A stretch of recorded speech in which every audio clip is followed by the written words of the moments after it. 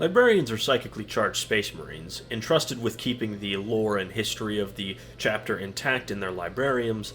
They are also battlefield wizards, and also some of the captain's most trusted advisors, especially to the chapter master in the case of a chief librarian, an extremely rare psychic warrior. Hello everybody, my name is Spoons Rattling, and today we are covering the Librarians of the Space Marines.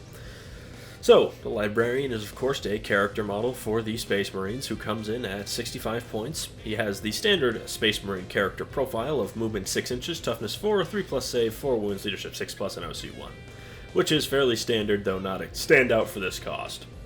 He has two ranged weapons, Bolt Pistol and Smite. The Bolt Pistol is just one attack, hits on 3s at 12-inch range, strength 4, AP 0, and damage 1. And then Smite has two profiles, focused and unfocused, I suppose. Smite has d6 attacks that hit on 3s at 24-inch range, strength 5, AP 1, and damage d3. Fairly standard anti-marine profile.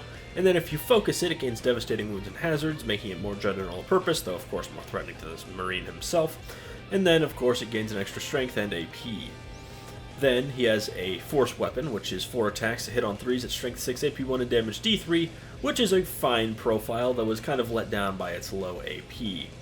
Then, in terms of abilities, he has two, of course. He has his Psychic Hood. When leading a unit, they have a 4+ feel no pain against psychic attacks. Fairly niche, but when it comes into play, it will be very impactful, so if Psychers are a huge problem for you, this guy is, of course, a fair enough option.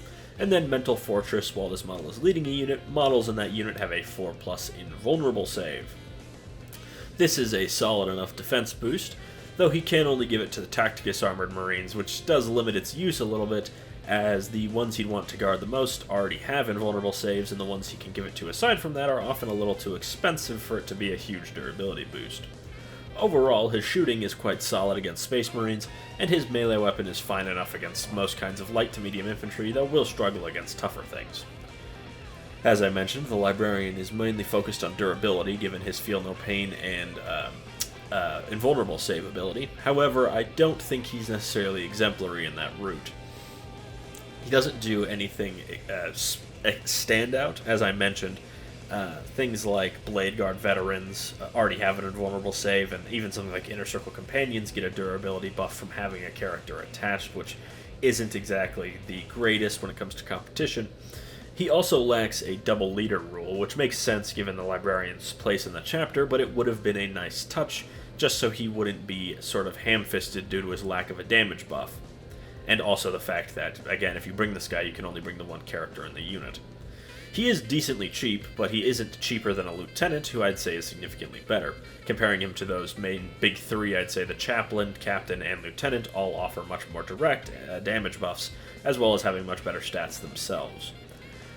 While this guy could function at range, again, I think the Lieutenant outclasses him there as well, as his ranged buff is nothing. He just gives him durability, and the things he'd want to give it to, like Hell Blasters, even with a 4+ invulnerable save, aren't really durable, and would get more value from an Apothecary standing a model back up every turn.